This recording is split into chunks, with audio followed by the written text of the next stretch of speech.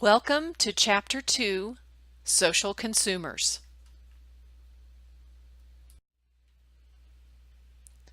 So in our chapter objectives for this particular chapter, we've got a lot of questions to answer. Number one, why do social media marketers need to understand the behavior of consumer segments? And what are the bases of segmentation used to group customers? Number two, what are the elements of social identity? How do individuals build their social identities? And how are these relevant to marketers? Number three, what behaviors are exhibited by people using social media? And to what extent are people participating in the 4 zones of social media as described in Chapter 1? Number 4, how can we explain the motives for participation in social media activities? What attitudes are most relevant for our understanding of social consumer behavior? And finally, number 5, what are the most important segments of social media consumers? And what do they tell us about targeting users of the social web? Let's start out with this definition. What is market segmentation? Market segmentation is the process of dividing a market into distinct groups that have common needs and characteristics. And some of you may be very familiar with segmentation, whether you call it public segmentation, market segmentation, target audience segmentation. It's all the same principle. So feel free to skip this module if you feel like you have a good understanding. The basis of segmentation. So we've got several here, 5 to be exact. We've got geographic, demographic, psychographic, benefit, and behavioral. So let's run down each one. All of these are in your textbook with really good examples, and I'm just going to give you an example of each one. So geographic. This is advanced segmentation by regions, country, market size, market density, or climate. Location, location, location. So example, North Face sells more parkas in cold climates. Roxy sells more bikinis in sunny vacation spots. GPS technology, which factors very largely into our ability to use mobile devices and other means of geo-targeting. GPS technology is a satellite system that provides real-time location and time information. Geo-targeting through location-based services like Facebook ads uses that GPS technology. Demographic. These are what I like to call census characteristics. So literally it's a check mark. I know it's more complicated than that when you talk about the census, but it helps me to simplify things. So things like age, gender, income level, education, marital or family status, what your occupation is, your ethnicity, etc. All of those quantifiable checklist type of characteristics help us to make sense of our target audience. Psychographic. Psychographics, on the other hand, I like to explain, demographic explains who your buyer is, while psychographics explain more the why they buy. Segmentation by characteristics are subjective, not necessarily quantifiable, and include things like personality, attitudes and values, interests and hobbies, lifestyles and behavior. For example, I could, in demographics, be considered a Christian, but whether or not I go to church is, more of a lifestyle or an interest or hobby or attitude, wherever you want to classify that. So it begins to make a whole person of our target segment. Benefit segmentation, on the other hand, groups individuals according to the benefits they seek from products available in the market. For example, people who buy hybrids and electric cars versus muscle cars and SUVs. We call this in marketing features versus benefits. So the picture provided, I am guessing that the young woman with the Nikes is more interested in this particular situation in how these Nikes look rather than are they high performance sneakers that will allow her to run a 5-minute mile, for example. So we concentrate a lot in marketing on features versus benefits. So the benefit to the consumer is the attractiveness of the sneaker, versus if you were talking about the features, you would talk more about they're gray in color, they are an athletic shoe, they're a lace up, etc. But if you focus on the benefits, they're going to really pop with those white jeans, for example. Behavioral. And this gets a little bit tricky, and I want to make sure that you understand this completely. Behavioral divides consumers into groups based on how they interact with a brand. And I think when you make that statement, there can be some misconceptions in terms of interaction with a brand. It's more about the occasions and the frequency, really, because when you look at frequency and loyalty, of course you want to drive both, but on one hand, the frequency. So if you are in the automobile industry, what is a reasonable time frame between purchase? Even if you have a loyal consumer, they're only going to have a need for a new vehicle. I don't know what the most common time frame is, but a reasonable would be 24 months, 36 months, depending on the situation.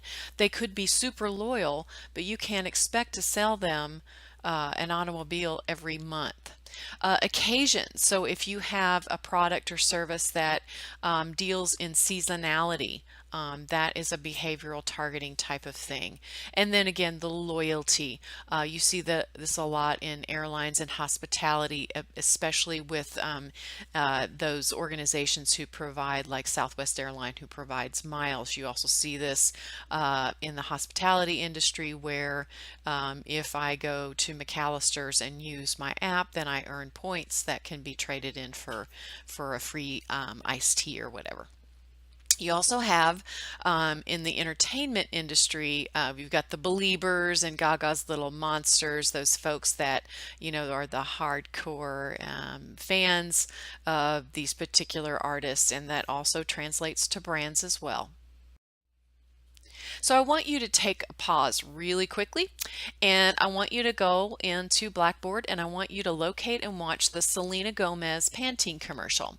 I want you to think about what segmentation techniques did P&G use to focus the message, and who is their target.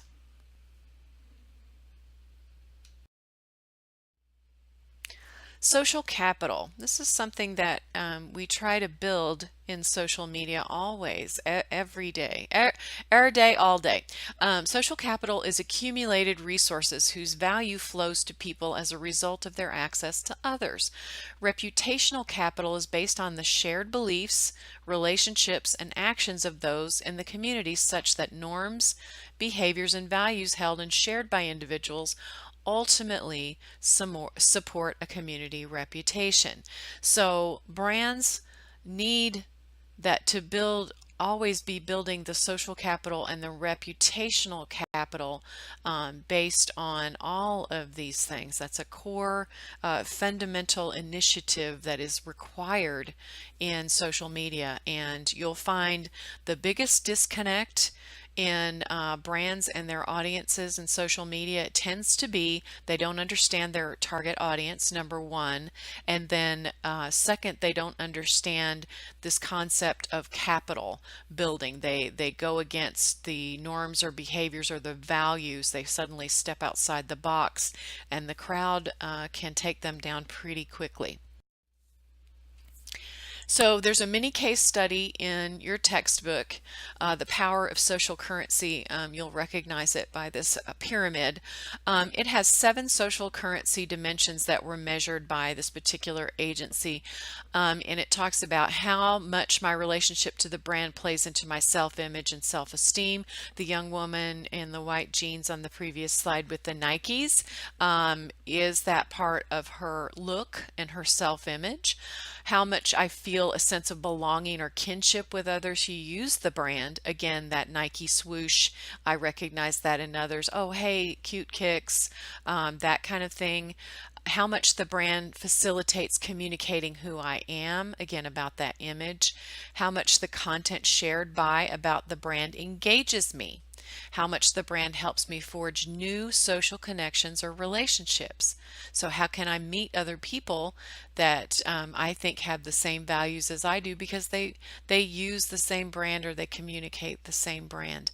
How much other people help me discover, evaluate, and make decisions about the brand. And then finally, how much my engagement with the brand or its customers enhances the value I get from that brand. So again, I want you to pause. I want you to take a look at that case study. Really think about the dimensions that were measured.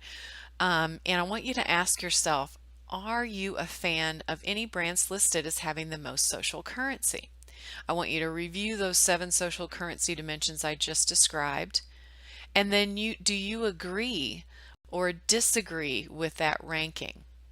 So come on back when you're finished. So personas. Personas help us to actually bring segments to life. And it is a very common thing. When I started teaching, this was not something that many organizations embraced or even talked about. It was difficult to find materials to teach with. But now personas are pretty much everywhere. If you type in brand personas, marketing personas, that kind of thing, you're going to see thousands and thousands of results. This kind of introduces you to the topic. And when we get to next week, we're going to talk more about how to build your own personas. So it helps us to be very specific and have someone in mind when we're building out our different target audiences. So for instance, in this persona, it's a male. His name is Chris. Who is he? What kinds of things makes him uncomfortable? What kinds of things does he look for in a vendor? This would be more of a what we call a B2B, that's business to business situation. And it really fine tunes what he needs from us so that we can then turn around and deliver it. So figure 2.3 in the textbook introduces you to the concept of social touch points and social identity. So this is the day in the life of Anne. She's a marketing professional. She uses 3 devices daily. She uses Facebook, Messenger, Skype, and Viber most frequently via her apps, whether that's a smartphone or even a Mac laptop would have an app. So this takes you through her day. And this is how we can begin to break down, okay, if Anne is part of our target segment, when and where can we reach her via social media? Figure 2.4, on the other hand, looks at a woman named Jen, and it breaks down her social footprints throughout the 4 zones of social media. So taking it clockwise from the top, then we see in zone 1, she has a personal Facebook page and she has a branded page. She has a LinkedIn and she's on Snapchat. On the next zone, social publishing, she has a website. She also has a blog. She tweets and she Instagrams, and so she is publishing. In the third zone, social entertainment, she is using Trivia, Crack, and Pinterest. And then when we get back up to social commerce, she is rating and reviewing her purchases. So we begin to break down what she's doing throughout the day and where we can hope to find her and thus connect with her as a brand in the 4 zones. So let's turn that around on you, and let's look at how we can begin. Once you understand this from a personal level, then it's much easier to then extend that understanding to how we segment customers. So think about it. Take a moment to draw a circle, divide your own social media zones. This is a good way to test. Don't cheat. Can you remember them all? And then review your social and digital activity in the last 24 hours, and then map your footprint. Again, it's a good way to see if you remember the zones and remember the different activities associated with each zone. So come on back when you're ready. So brand you, reflected in your social footprints. So the book talks about the concept of the things that we tend to want to do, or that drive us in terms of engaging in social media, are vision, validation, vindication, vulnerability, and vanity. And these are the motives behind why we share what we share and do the things that we do on social media.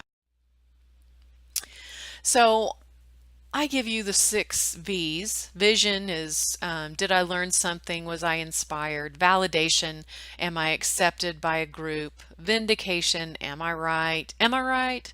Vulnerability, I am approachable. Vanity, look at me, you know, that humble brag, I'm all that. I see a lot of that on social media, by the way.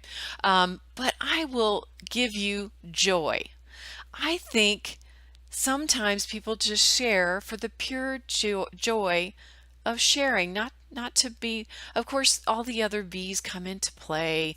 And did I get a like or whatever, you know, as a validation, am I accepted, or am I right, or sharing something that's particularly close to your heart. But I think joy, that I think if we overlook the sheer joy of sharing, that we are selling ourselves short, I think, as marketers and as human beings. So impulses, we've again got 6, which can be a little bit confusing. So make sure that you understand the way she kind of catalogs these different things. So impulses that drive our social media activities: affinity, personal utility, contact, comfort, and immediacy, altruism, curiosity, and validation. These are related to the 6 V's, but they are a little bit distinct. So I want you to make sure that you pause and reread the differences and how to understand. Basically, we're trying to understand our our target's behavior on social media. Let's see. So figure 2.5 in your textbook is a framework for understanding social sharing boundaries. I'm not going to spend time talking about this. I just want to point it out. So it kind of, again, gives you a typology, a way of categorizing motives behind, you know, maybe looking at, well, why people are aware of these issues, why do they still make themselves vulnerable, and then how you go about maybe separating your professional identity from your personal identity. This is worth considering, especially as those of you who are already in the industry, already have jobs, or those of you who are looking to do so. So the social media segmentation models then come into play. Once we've got the market segment, then we further segment them by social media. We've got social technographics, that's a big topic. The social consumption creation matrix. We've got a typology of social utility.